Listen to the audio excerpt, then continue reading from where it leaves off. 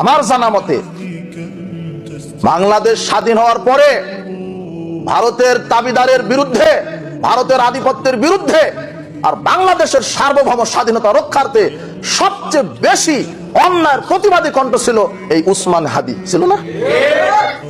এই ভারতের দালালেরা বুঝতে পেরেছে যে একে শেষ না করলে আমাদের বাঁচার পথ নাই। আমি তার বক্তব্য শুনেছি কয়েকদিন থেকে। মারা গেছে, হ্যাঁ মারা যেত না যদি অন্যায়ের বিরুদ্ধে কথা না বলতো, তাহলে মারা যেত না, ওকে ফুল দিয়ে সাজিয়ে রাখতো। আপনিও বলবেন অন্যায়ের বিরুদ্ধে, আপনারও জেল হবে, ফাঁসি হবে, এটাই নিয়ম। নবী রাসূলদের আকীদাই ছিল অন্যায়ের বিরুদ্ধে লড়া। তারা বাতিলের সামনে আপোষ হননি। আমরা জুমার খুতবা থেকে দোয়া করি, আল্লাহ তুমি উসমান হাদিকে তার পাপগুলি ক্ষমা করে দাও। সেই দেশের যুবককে শিখিয়ে গেছে অন্যায়ের বিরুদ্ধে কিভাবে লড়তে হয়, কিভাবে কথা বলতে হয়। তার মিশনটা কি ছিল জানেন?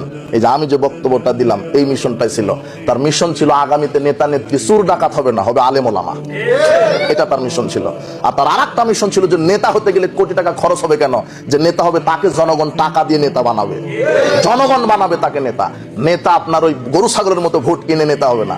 ও যদি 150 কোটি টাকা দিয়ে খরচ করে নেতা হয়, তো 1000 কোটি চুরি করার ধান্দাতে থাকবে। কথা বুঝেননি? এই দূরদর্শিতা ছিল। আর আরেকটা দূরদর্শিতা উসমান হাদির আদর্শ ছিল এই ভারতের নাস্তিকবাদী দাবিদারকে কবর দিয়ে কোরআন এবং সুন্নাহ ভিত্তিক বাংলাদেশ গড়ার আদর্শ তার ভিতরে ছিল। কিন্তু এটা ভারতের এই দাদা বাবুরা সহ্য করতে পারেনি। তার টার্গেট এটা ছিল। তার ভিতর বাহির জানি না, মুসলিম সে, অন্তত আমরা দোয়া করি প্রতিপালক তুমি তার পাপগুলি ভুল ত্রুটিগুলি ক্ষমা করে দাও, পুরো থেকে জান্নাতের মেহমান হিসেবে কবুল করো। জুমার দিনে গুলি লেগেছিল তো না?